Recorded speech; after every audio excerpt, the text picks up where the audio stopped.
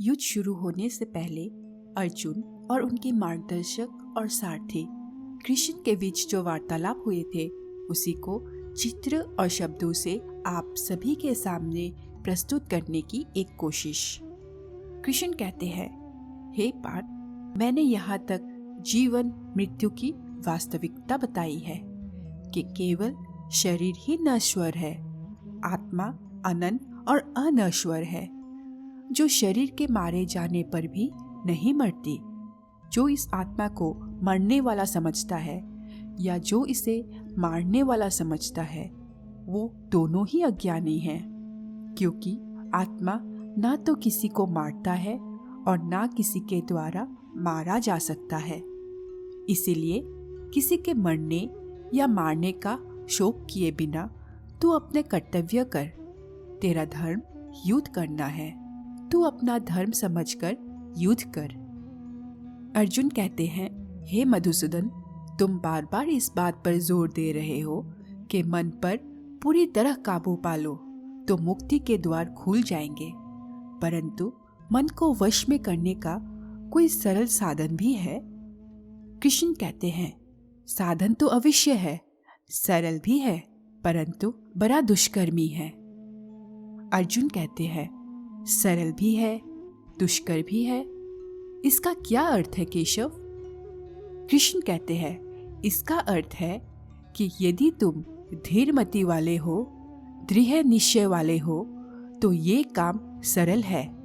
अगर यदि तुम्हारे मति धीर नहीं है तो दृढ़ निश्चय नहीं कर सकोगे, और दृढ़ निश्चय नहीं कर सकोगे तो जन्म जन्मांतर तक भटकते रहोगे। अर्जुन कहते हैं, ये दृढ़ निश्चय कैसे हो सकता है? कृष्ण कहते हैं, विश्वास से। अर्जुन कहते हैं, किसमें विश्वास? कृष्ण कहते हैं, परमात्मा में विश्वास से, सत्य में विश्वास से, अपने धर्म में विश्वास से। जब अपने धर्म अर्थात अपने कर्तव्य को जान लोगे तो फिर दृढ़ निश्चय होकर अपने धर्म पथ पर, अपने कर्तव्य पथ पर आगे बढ़ोगे। फिर तुम सुख दुख, हानि लाभ, जय पराजय को एक जैसा ही समझकर अपने पथ से डगमगाओगे नहीं। हे अर्जुन, तुम शिष्य बनकर मेरी शरण में आए हो, इसीलिए यहाँ तक मैंने तुम्हें ज्ञान योग अथवा सांख्य योग की शिक्षा दी है।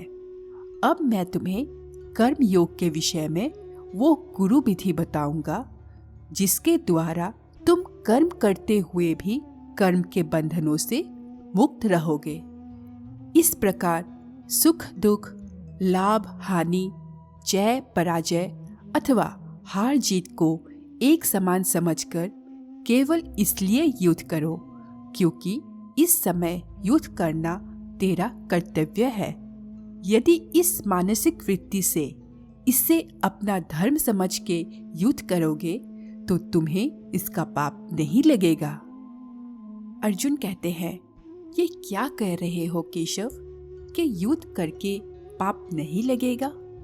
युद्ध में तो इतनी हिंसा होगी, लाखों प्राणियों की हत्या होगी, फिर मनुष्य उसके पाप से कैसे बचेगा? कृष्ण कहते हैं, यदि कोई भी कार्य निष्काम कर्म योग के रीत से किया जाए तो ना उसका पाप लगता है और ना उसका पुण्य मिलता है। अर्जुन कहते हैं, निष्काम कर्म योग? कृष्ण कहते हैं, हाँ, निष्काम कर्म योग। अर्जुन कहते हैं, ये कौन सा योग है माधव जो मनुष्य को पाप और पुण्य दोनों से मुक्त कर देता है?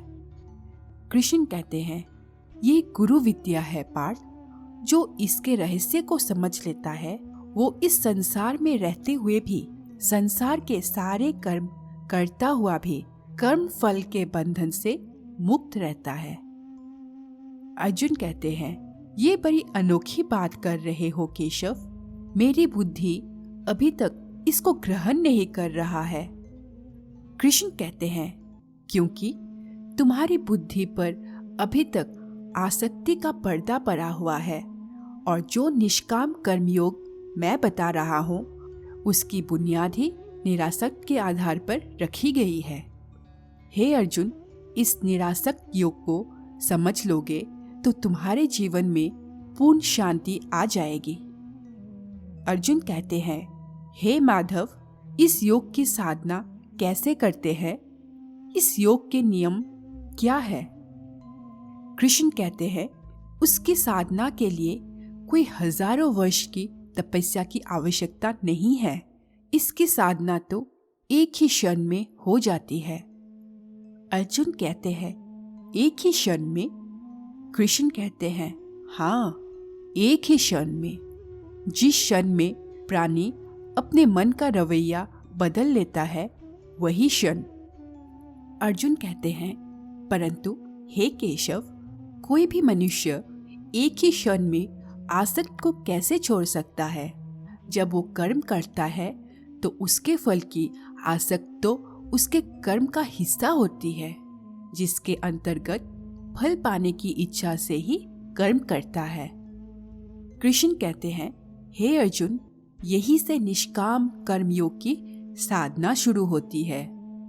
अर्जुन कहते हैं, अर्थात? कृष्ण कहते हैं, अर्थात तुमने कहा कि प्राणी फल पाने की इच्छा से ही कर्म करता है, परंतु निष्काम कर्मयोग ये सिखाता है कि फल पाने की इच्छा से नहीं, बल्कि अपना कर्तव्य पूरा करने के लिए, अपना धर्म का पालन करने के लिए कर्म करो। फल पर भरोसा रखकर कर्म मत करो, क्योंकि फल पाना तुम्हारे हाथ में नहीं, तुम्हारे अधिकार में केवल कर्म करना ही है। हे पार्थ, तुम कर्म कर सकते हो, कर्म करने का संकल्प कर सकते हो, परंतु इसका फल पाना तुम्हारे हाथों में नहीं है। अर्जुन कहते हैं, हे मधुसूदन, मैं जिस काम का संकल्प करूंगा वो काम तो मैं करूंगा ही। जब भोजन करने का निश्चय करके बैठूंगा तो निवाला उठा के मुंह में रखूंगा ही, तभी तो उसे खाऊंगा। कृष्ण कहते हैं, यदि वो खाने का निवाला तुम्हारे प्रारब्ध में नहीं है तो उसे तुम मुंह तक तो ले जाओगे, परंतु उस ग्रास का एक दाना भी अपने मुंह में नहीं रख सकोगे।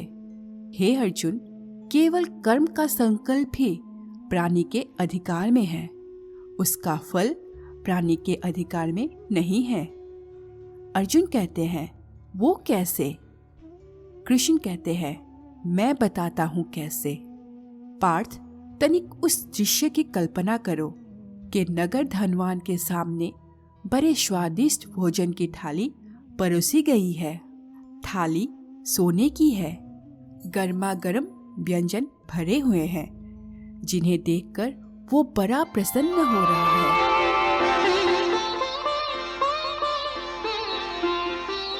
वो बड़ी प्रसन्नता से पहला निवाला उठाता है।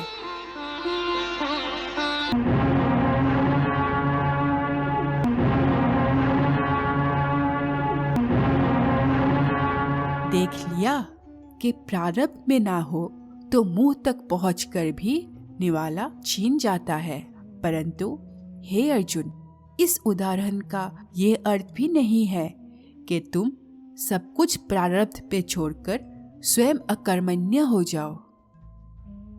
महादेव कहते हैं, वाह प्रभु वाह।